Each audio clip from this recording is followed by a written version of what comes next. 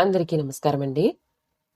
వదినా, ఏంటి మీ అమ్మాయికి అమెరికా సంబంధం కుదిరిందటగా అని పక్కింటామె అడుగుతూ ఉంటే, అవును దినా అని అమ్మ చాటంత మొహం చేసుకుని చెప్తుంది.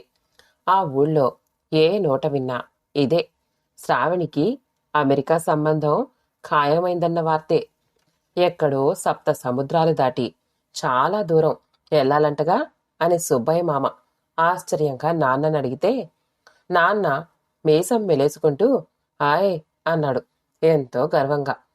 పిల్ల అదృష్టవంతురాలు బాబాయ్ అని శ్రావణి నెత్తిమీద ఓ మొట్టికాయ మొట్టి పెడతాడు సుబ్బయ్య మామ. పట్టులంగా ఓణి జాకెట్టు వేసుకుని పెద్ద వాలుచడని అటూ ఇటూ తిప్పి కొట్టుకుంటూ అద్దంలో చూసుకుంటూ, నిజంగా నేను అదృష్టవంతురాలనే అని మురిసిపోతుంది శ్రావణి. అందరూ ఎంతగానో ఎదురు చూస్తున్న రోజు రానే వస్తుంది.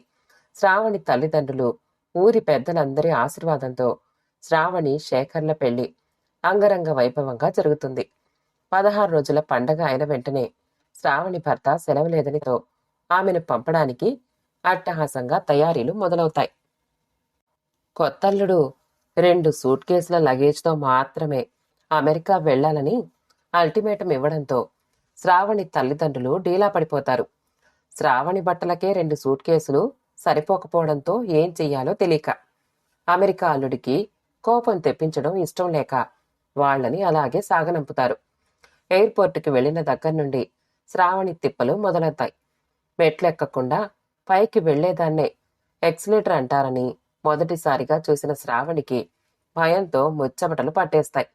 అది ఎలా ఎక్కాలో తెలియక తికమకతో, అందరూ తననే చూస్తున్నారనే భావనతో సిగ్గుతో ముడుచుకుపోతుంది శ్రావణి. అందరూ ఆమెని దాటి వెళ్లిపోతూ ఉంటారు. శేఖర్ కూడా ఎక్సిలేటర్లో పై ఫ్లోర్కి వెళ్తారు.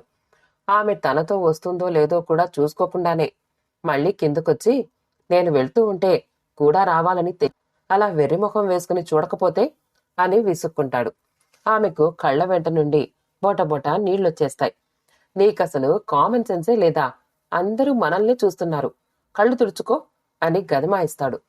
మా ఊరి నుండి బయలుదేరిన దగ్గర నుండి ఈయన ప్రవర్తనే మారిపోయింది.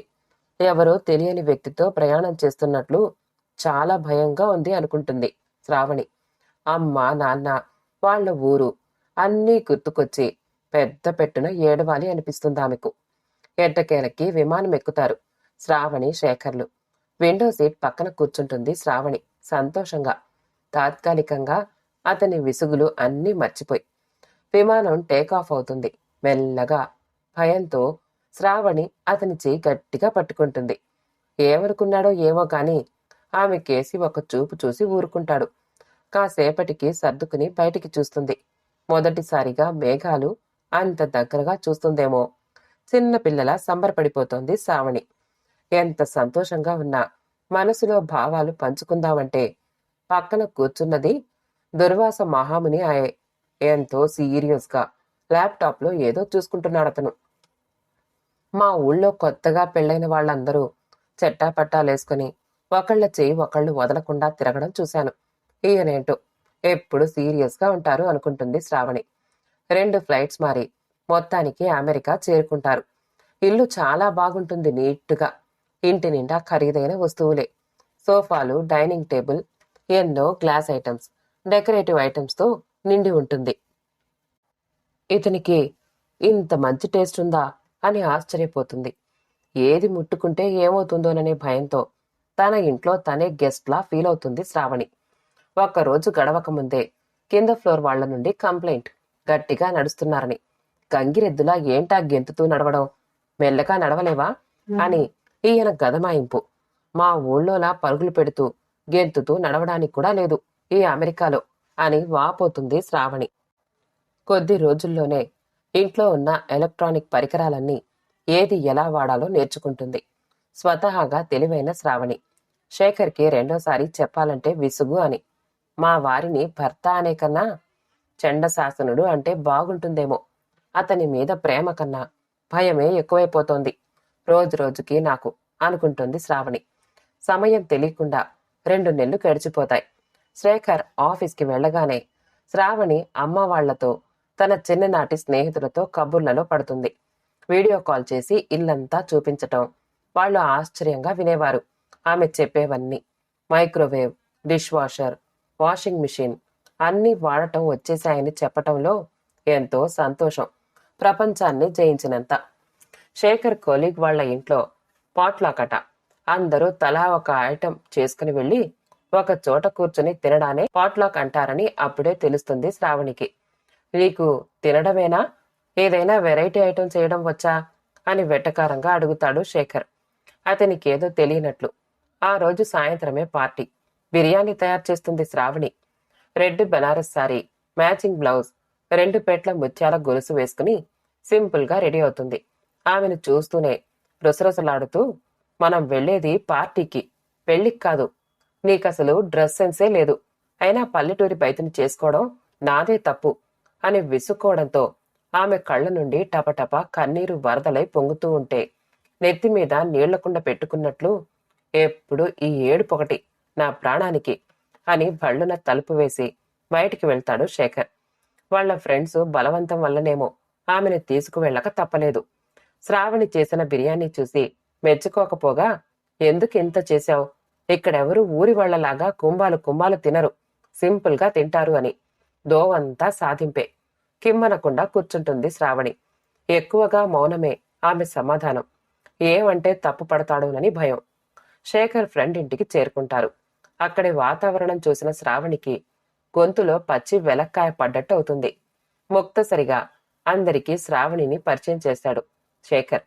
లివింగ్ రూమ్ లో జెంట్స్, కిచెన్ లో బ్రేక్ఫాస్ట్ కౌంటర్ దగ్గర బార్ చైర్స్ లో లేడీస్ కూర్చుంటారు.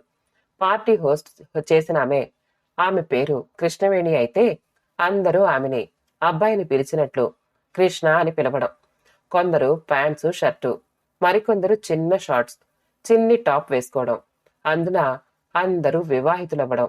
ఎప్పుడు పల్లెటూరి నుండి పట్నమైనా వెళ్ళని శ్రావణికి అన్ని విచిత్రంగానూ విడ్డూరంగానూ అనిపిస్తాయి. బార్ చైర్లో కూర్చుంటే ఎక్కడ పడిపోతానో అని భయమేసి కిచెన్లో పై అరలో ఉన్న వాటిని రీచ్ అవడం కోసం హోస్ట్ పెట్టుకున్న 2 స్టెప్పర్ ల్యాడర్ని స్టూల్ అనుకుని ఇరుకుగా ఉన్న అందులో అడ్జస్ట్ అయి కూర్చుంటుంది. అది చిన్న నిచ్చెన అని తెలియని శ్రావణి. అందరూ సైకిల్ చేసి వాళ్లల్లో వాళ్లే నవ్వుకుంటారు. కాని ఎవ్వరూ చెప్పరు అది నిచ్చెన అని. ఈలోపే అటుగా వచ్చిన శేఖర్ అది చూసి మండిపడతాడు. శేఖర్ని ఊరుకోమని చెప్పి అతని ఫ్రెండ్ మంచి చైర్ తెచ్చి శ్రావణికి ఆఫర్ చేస్తాడు కూర్చోమని.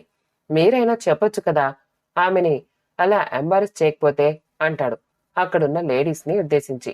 అందరూ తెలుగు వాళ్లే అయినా వాళ్ల సంభాషణ అంతా ఇంగ్లీష్లోనే సాగుతుంది. ఎప్పుడు ఇంటికి వెళ్ళిపోదామా అని ముళ్ల మీద కూర్చున్నట్లు కూర్చుంటుంది శ్రావణి. శేఖర్, నీ వైఫ్ మరీ ట్రెడిషనల్ అనుకుంటా అని కొంచెం వెటకారంగా అంటుంది కృష్ణ. మీరే తనకి ట్రైనింగ్ ఇవ్వాలి కృష్ణ, తను పూర్తిగా విలేజ్ గర్ల్ అని చెప్తాడు శేఖర్. ఏదో విలేజ్ నుంచి రావడం తప్పు అన్నట్లు. అందరూ ఫోర్కు నైఫ్ యూజ్ చేస్తూ కబుర్లు చెప్పుకుంటూ నవ్వుకుంటూ తింటున్నారు. పిల్లల ఆటలు నవ్వులతో ఆ ప్రదేశం అంతా హోరెత్తిపోతుంది. శ్రావణి ఒక్కర్తే ఒంటరిగా భయభయంగా అటూ ఇటూ చూస్తోంది. ఫోర్క్ నైఫ్ తో ఎలా తినాలో తెలియక. ముందే చెప్పొచ్చు కదా, ఈయనైనా ఇంట్లో 2 రోజుల ముందే ప్రాక్టీస్ చేసుకుని వచ్చేది కదా తను అని ఆలోచిస్తూ బిక్కు బిక్కుమంటూ భగవంతుడి మీద భారమేసి తినడానికి ఉపక్రమిస్తుంది శ్రావణి. శేఖర్ కళ్లతో ఇచ్చిన వార్నింగ్ కి భయపడి తను కూడా వాళ్లలా తిందామని ట్రై చేస్తూ ఉంటే పొరపాటున ప్లేట్ కింద పడి భళ్ళున పగులుతుంది. శేఖర్ కళ్ళకి శక్తే ఉంటే తను అక్కడే భస్మమైపోయి ఉండేదేమో ఆ చూపలకి అనుకుంటుంది శ్రావణి. హోస్ట్ తనకెంతో ఇష్టమైన డిన్నర్ సెట్ ప్లేటు పగిలిపోయినందుకు కొంచెం మొహం మార్చుకున్నా శేఖర్ ఆమెకి కొత్త సెట్ కొనిస్తానని ప్రామిస్ చేయడంతో కూల్ అవుతుంది. హోస్ట్ హస్బెండ్ శ్రావణి పరిస్థితిని అర్థం చేసుకుని ప్లేట్లో అన్ని ఐటమ్స్ స్పూన్ కూడా వేసి ఆమె చేతికిచ్చి, డోంట్ వర్రీ అండి, మా పిల్లలు రోజుకో ప్లేట్ పగలగొడతారు అని ఆమెకి నచ్చ చెప్తాడు. బ్రతుకు జీవుడా అని గాలి పీల్చుకుంటుంది శ్రావణి. అందరికీ బిర్యానీ ఎంతో నచ్చడంతో బాగా చేశారు అని మెచ్చుకుంటూ తింటారు. శ్రావణి పెద్ద హాట్ కేస్ నిండా చేసిన బిర్యానీ అంతా ఖాళీ అవ్వడంతో చాలా హ్యాపీ అవుతుంది. శేఖర్ మొహం కూడా వెలిగిపోతుంది అందరూ శ్రావణిని పోడటంతో. కృష్ణవేణి గారి కాలి మీద వేడి వేడి కాఫీ ఉలికిపోవడంతో పెద్ద పెద్ద బొబ్బలెక్కిపోతాయి. అందరూ టెన్షన్ పడుతూ ఎమర్జెన్సీకి కాల్ చేస్తారు. ఆమె పెద్ద పెట్టున ఏడుస్తూ కూలబడిపోతుంది. అందరూ భయంతో నిలబడి చూస్తూ ఉండిపోతారు. ఏం చెయ్యాలో పాలుపోక. శ్రావణి కృష్ణ హస్బెండ్ ని ఫస్ట్ ఎయిడ్ బాక్స్ అడిగితే అందరూ నోరెళ్లబెట్టి చూస్తారు, శేఖర్తో సహా. ఈ పల్లెటూరు అమ్మాయికి ఏం వచ్చు అనే సందేహంతో. ఆమె ఎక్స్పర్ట్లా ఫస్ట్ ఎయిడ్ చేయడం చూసిన వారెవ్వరికీ నోటమాట రావదు. వేసవి సెలవుల్లో మా ఊర్లో ఇంకేమీ వ్యాపకాలు లేకపోవడంతో సహజంగా వైద్య వృత్తి అంటే మక్కువ ఉన్న నేను మా ఊళ్ళో డాక్టర్ దగ్గర చిన్న చిన్న చికిత్సలు నేర్చుకున్నానని చెప్తుంది శ్రావణి. కృష్ణవేణి ఒక వారం రోజుల పాటు నడవడానికి లేదని, బెడ్ రెస్ట్ కావాలని డాక్టర్ చెప్తారు. పూర్తిగా నడవడానికి 2 వారాలు పైగా పడుతుందని చెప్పడంతో కృష్ణవేణి ఆమె హస్బెండ్ టెన్షన్ పడతారు. వాళ్లది బిజినెస్ అవ్వడంతో అతను వెళ్ళక తప్పదు. కృష్ణవేణి మదర్ ఇండియా నుండి వచ్చేలోగా ఎవరైనా డే టైంలో హెల్ప్ చేయడానికి తనతో ఉండాలి అంటే వాళ్ల ఫ్రెండ్స్ అందరూ ఎవరికి వాళ్ళు మాకు కుదరదు అంటే మాకు కుదరదు అని గుసగుసలాడుతూ ఉంటే విని ఆశ్చర్యపోయి తను హెల్ప్ చేస్తానని చెప్తుంది శ్రావణి. మా ఊళ్ళో అయితే ఇదొక సమస్య కానే కాదు, అందరూ హెల్ప్ చేస్తారు. నిజం చెప్పాలంటే హెల్ప్ అని కూడా ఎవ్వరూ అనుకోరు, క్యాజువల్ గా చేసేస్తారు. వీళ్ళెంతో ప్రాణ స్నేహితుల్లా ఉన్నారు ఇప్పటి వరకు. చిన్న హెల్ప్ చేయడానికి ఎందుకింత ఆలోచిస్తున్నారు అనుకుంటుంది శ్రావణి. వారం రోజుల పాటు రోజు ఉదయం ఆఫీస్కి వెళ్లేటప్పుడు కృష్ణవేణి ఇంట్లో శ్రావణిని డ్రాప్ చేయడం, సాయంత్రం పికప్ చేయడం చేసేవాడు శేఖర్. వాళ్లతో పాటు తనకు కూడా లంచ్ ప్రిపేర్ చేసి తీసుకువెళ్లేది శ్రావణి. ఆ వారం రోజుల్లో వాళ్ళిద్దరూ మంచి ఫ్రెండ్స్ అవుతారు. కృష్ణవేణికి బోర్ కొట్టకుండా లేసులతో టేబుల్ మ్యాట్స్, రకరకాల క్రాఫ్ట్స్ తయారు చేయడం, కలర్స్ తో రంగోలీ వేయడం నేర్పిస్తుంది శ్రావణి.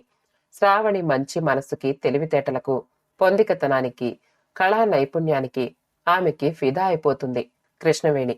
ఆమెకి కాలు పూర్తిగా తగ్గి నడవడం ప్రారంభిస్తుంది. శేఖర్ సాయంత్రం పికప్ కి వచ్చినప్పుడు కృష్ణ వాళ్ళిద్దరికీ మనస్ఫూర్తిగా కృతజ్ఞతలు తెలుపుతుంది. శ్రావణి పల్లెటూరి అమ్మాయి అని, కల్చర్లెస్ అని, మోడర్న్ గా లేదని మేమంతా చాలా ఎగతాళి చేశాం. మా అందరికన్నా గొప్ప మనసు మీ ఆవిడది శేఖర్. తను మా దగ్గర నుండి కాదు, మేమే తన దగ్గర నుండి నేర్చుకోవలసింది చాలా ఉంది అని. నాకు ఎంతో మంది ఫ్రెండ్స్ ఉన్నారని చాలా గర్వంగా ఫీల్ అయ్యేదాన్ని. కానీ సమయానికి ఎవ్వరూ హెల్ప్కి రాలేదు. ఏదో ఒక వంక చెప్పి తప్పించుకున్నారు. మేమందరం ఫ్యాషన్ అనే ముసుగులో మానవత్వాన్ని మర్చిపోయాం. ఈ బిజీ లైఫ్లో ఎంతసేపు నేను నా ఫ్యామిలీ అని గిరిగీసుకుని బ్రతికేస్తున్నాం. పక్కవాడికి ఏవైందో కూడా పట్టించుకోకుండా, నువ్వు మారకుండా కడిగిన ముత్యంలా ఉండి మా అందరికీ మార్గదర్శకం అవసరావని అంటుంది కృష్ణవేణి. కృష్ణవేణి మాటలు శేఖర్లో కూడా మంచి మార్పు తెస్తాయి.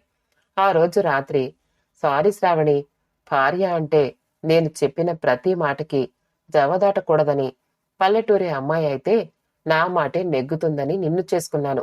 నీ మీద ఎంత ప్రేమ ఉన్నా అది వ్యక్తం చేయకుండా భార్య మీద అజమాయిషీ చేస్తేనే మాట వింటుంది అనే మూర్ఖత్వంతో నిన్ను బాధ పెట్టాను. బయటి వాళ్ళు చెప్తే కాని నీ విలువ తెలుసుకోలేకపోయాను. నన్ను క్షమించు శ్రావణి అని మనస్ఫూర్తిగా అడుగుతాడు శేఖర్. ఈ మార్పు శ్రావణి మనసుకి ఎంతో ఊరాటనిస్తుంది. మీరు నన్ను క్షమించమని అడగడం ఏమిటండి అని. మీరు మారారు, నాతో ప్రేమతో ఉంటే నాకంతే చాలు అని పెళ్లైన ఇన్ని రోజులకి అతనంటే భయపడకుండా సంతోషంతో అతని కౌగిలిలో ఒదిగిపోతుంది శ్రావణి. శుభం. కథ సమాప్తమండి. కథ నచ్చితే లైక్ చేయండి, షేర్ చేయండి, కామెంట్ చేయండి. మా ఛానల్ని సబ్స్క్రైబ్ చేసుకోండి. ఆల్ అనే బెల్ బటన్ని నొక్కండి. మళ్ళీ కలుద్దాం ఇంకో మంచి కథతో.